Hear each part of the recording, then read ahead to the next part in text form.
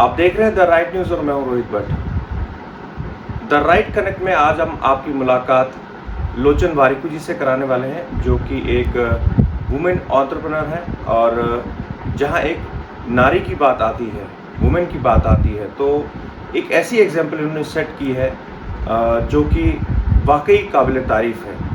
और ये आज की डेट में जम्मू में है। और जम्मू में ये क्या करते हैं, सबसे पहले आपका स्वागत है द राइट न्यूज़ में। थैंक यू राइट न्यूज़ का, जो आपने हमें चांस दिया अपने व्यूज़ को रखने का। Thank you for that. जी लोचन जी, हम जानना चाहेंगे सबसे पहले आप कश्मीर में कहाँ से थे, और उसके बाद आपकी जर्नी वहाँ से फिर बेंगलोर में, और उसके बाद आपने क्या किया, हमारे दर्शकों को बताइए। कश्मीर में हम रहते थे हबा कदल में। तो जैसा कि सबको पता है कि माइग्रेशन हुई, we were forced to leave our Kashmir and come to Jammu. तो हमें जम्मू आना पड़ा। After that it was a big struggle for education, everything we had to struggle for survival. तो with very hard efforts of our parents, we could they gave us good education. तो 12th तक तो हमने यहीं पे अपनी studies जो हमने हासिल की। उसके बाद जैसे कि आपको पता है जम्मू में इतना मतलब उस टाइम पे तो बेसिकली नहीं था हायर एजुकेशन के लिए, हमें बाहर जाना पड़ा। तो उसके बाद हम बाहर गए। It was a journey like from Delhi I did my graduation, after that Jaipur I did my MBA. फिर उसके बाद post marriage we had been to Bangalore. तो बैंगलोर में हमारा मतलब जो प्रोफेशनल लाइफ चल रही थी, जो भी था, that was like I was handling HR, I was as a manager HR in a company. तो एचआर का हैंडल कर रही थी। And then we thought let's come to our home town that is Jammu now. तो हम जम्मू आए और हमने सोचा कि why not to contribute to our own state rather than contributing to other city, Bangalore or any other city. We should come to our state and contribute to our state in terms of manpower, मतलब यहाँ पे employment generate करे। तो हमारा ये thought था। तो that was जी हम जानना चाहेंगे, जब आप जम्मू आए उसके बाद आपने यहाँ पे आपकी शुरुआत क्या है? हमने अपना एक यूनिट सेटअप किया, that is in Samba phase 3। तो that is basically with my husband we started a unit of CPVC and PVC pipes. तो वो हमने यूनिट सेटअप किया था, लेकिन इमिजिएटली जैसे ही हमने अपना प्रोडक्शन स्टार्ट किया था, it was hardly for 2 months covid आ गया। तो जैसा कि सब जानते हैं कि everybody like it affected everybody globally. तो हम तो स्टार्टअप थे, तो हमारे लिए वो बहुत डिफ़िकल्ट टाइम था। तो वो जो 2 इयर्स थे वो तो बहुत टफ रहे हमारे लिए, क्योंकि हमने तो अभी स्टार्ट ही किया था।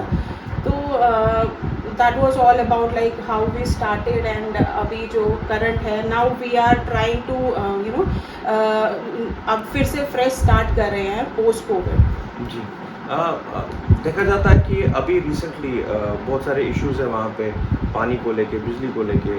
क्या आप उससे सरकार से उसके लिए बात की आप लोगों ने? एक्चुअली हाँ, ये भी एक पॉइंट है कि मतलब जैसे हमने अपना यूनिट सेटअप किया है यहाँ पे, तो हमें बेसिकली पता नहीं था कि मतलब हमें इतनी डिफ़िकल्टीज फेस करनी पड़ेगी, starting from the getting approvals. फिर उसके बाद वहाँ पे पानी का अरेंजमेंट नहीं है, there is no water connection.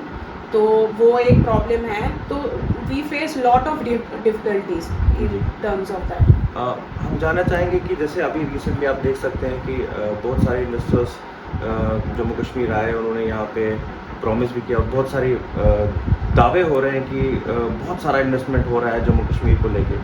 क्या आपको लगता है कि आप जैसे यंग एंटरप्रेन्योर्स को वो फ़ायदा मिलने वाला है?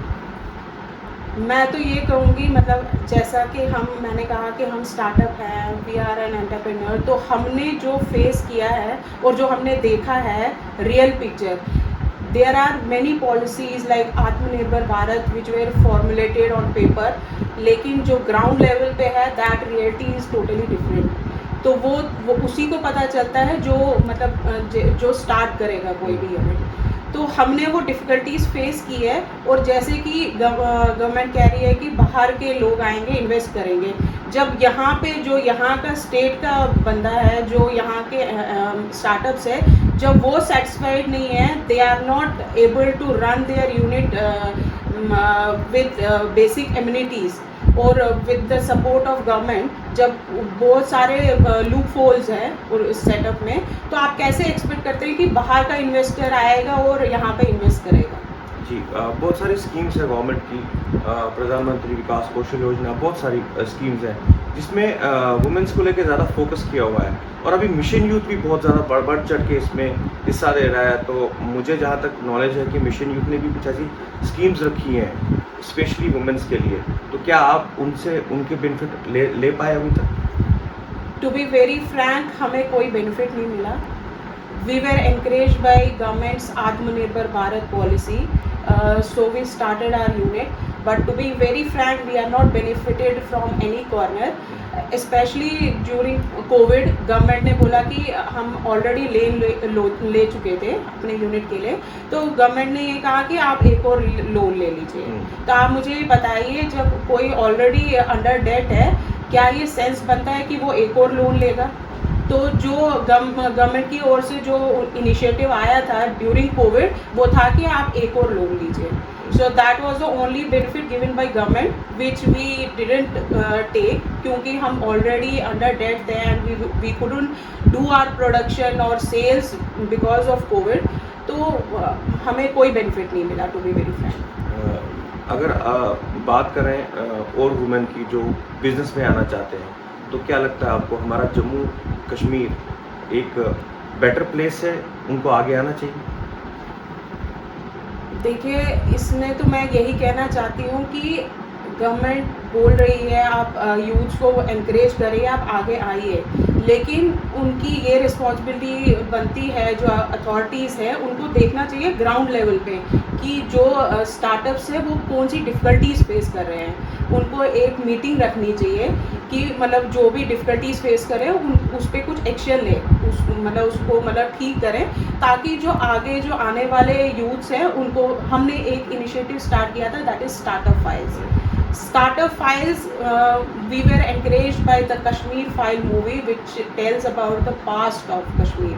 तो हमने उससे एनकरेज होके एक स्टार्टअप फाइल एक इनिशिएटिव लिया था।